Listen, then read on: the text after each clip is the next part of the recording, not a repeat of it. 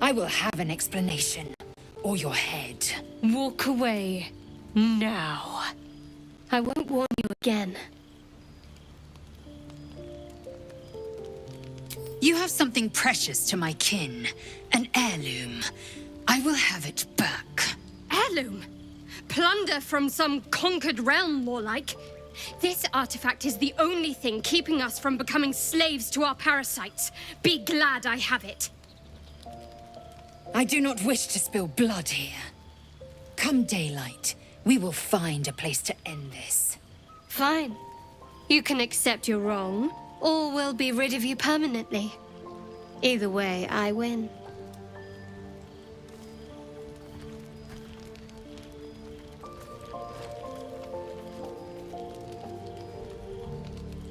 You had every chance to look the other way, but here we are. You chose this. Spare me the justifications, coward. If anyone asks, I'll say you were transforming. Don't expect to be mourned.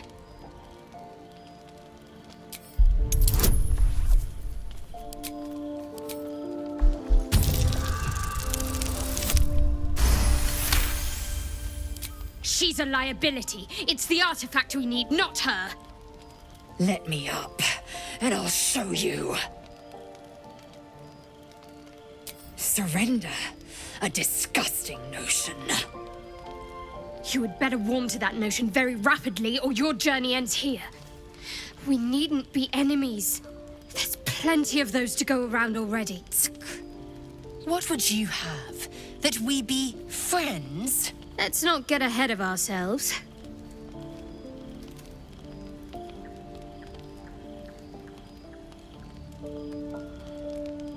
But imagine what we might achieve if we channeled some of that hostility back at our real foes, instead of each other.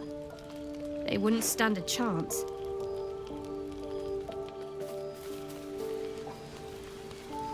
My condition likes being ignored as little as I do. I must consume another artifact. And soon.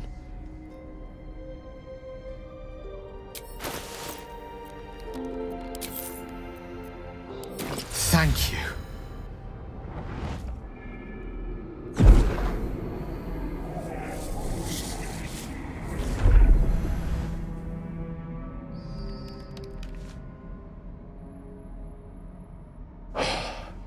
Good gods. It hardly has any effect. Oh, Mystra, have mercy on us all. Listen, I need to speak to you, to all of you. It would be unconscionable of me to remain silent. I might just be about to remedy that. You have to know who I was. You have to know who I really am.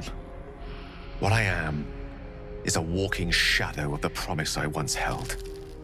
I'm what one might call a wizard prodigy.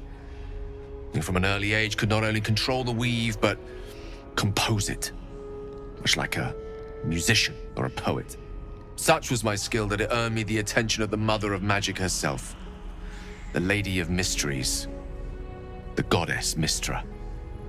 She revealed herself to me and she became my teacher. In time, she became my muse. And later, even my lover.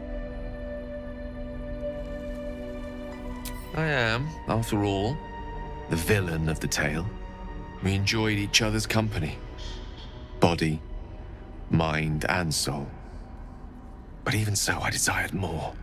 You see, no matter how powerful a wizard we mortals can become, we never scratch more than the surface of the weave. Mystra keeps us in check. There are boundaries she doesn't let us cross, yet every time I was with her, I stood on the precipice, gazing into the wonders that lay beyond. I sought to cross her boundaries. I tried to convince her. I pouted. I pleaded. Swore my ambition was only to serve her better.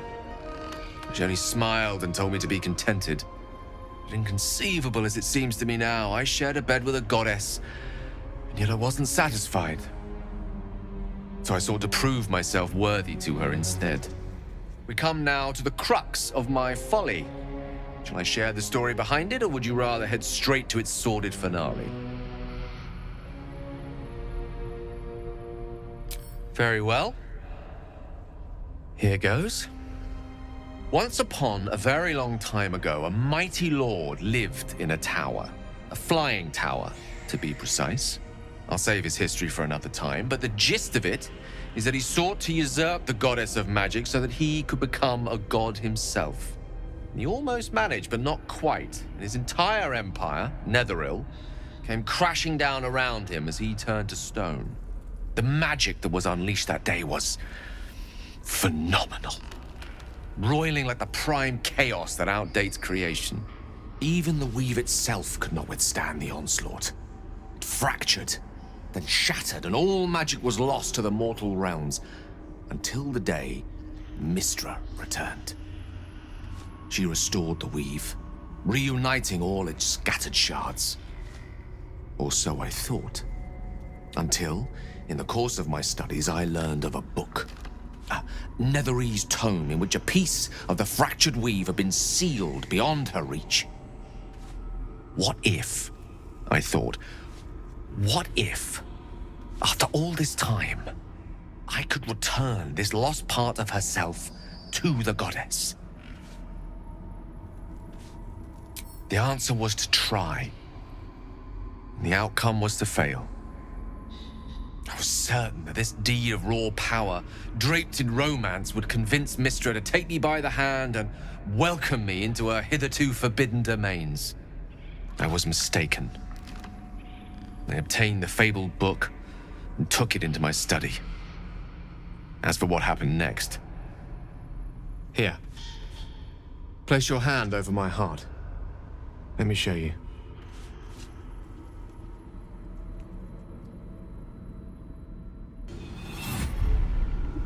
You feel the tadpole quiver as you realize Gale is letting you into the dark. You see through Gale's eyes, staring down the corridors of a dread memory. A book bound, then suddenly opened. Inside there are no pages, only a swirling mass of blackest weave that pounces. Its teeth, its claws, it's unstoppable as it digs through and becomes part of you. And gods, is it ever hungry. What is it? What do you see?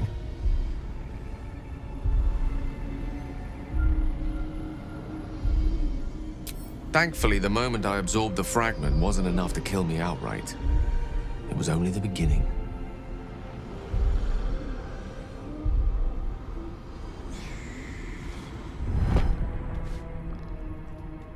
This Netherese blight, this orb, for lack of a better word, is balled up inside my chest. And it needs to be fed. As long as I absorb traces of the weave from potent enough sources, it remains quiet. Were it ever to fully destabilize, however.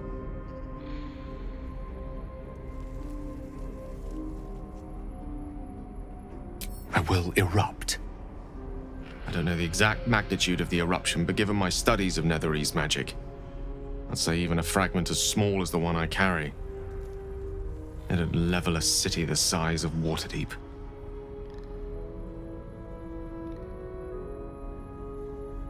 We might chance upon a king's collection of magical artifacts around the corner.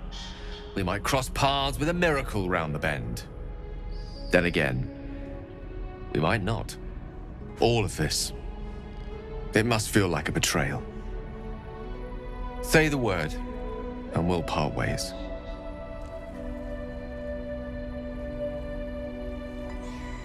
That is a great relief. Oh, a great relief indeed. You truly are a soul that steals my own. From all my new rallied heart, I thank you. I thank you all. I understand if you stand against me. I'm humbled if you stand with me. Either way, I will do my best not to let you down.